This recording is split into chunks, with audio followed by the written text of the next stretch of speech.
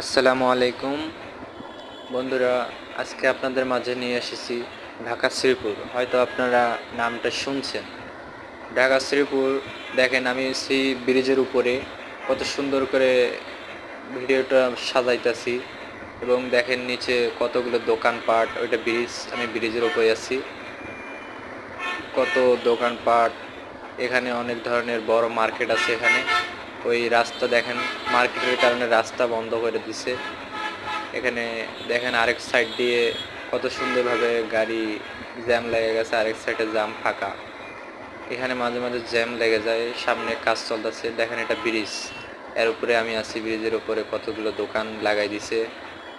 দোকান, অনেক কসমেটিকের দোকান আছে, মানুষ হাঁটাহাঁটি করতেছে। দেখেন এখানে এই রাস্তায় জ্যাম লেগে গেছে, প্রচুর জ্যাম লেগে গেছে।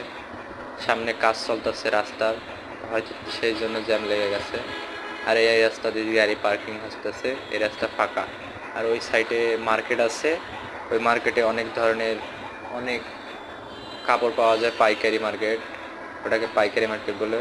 তো বন্ধুরা, আজকের ভিডিও এই ছিল।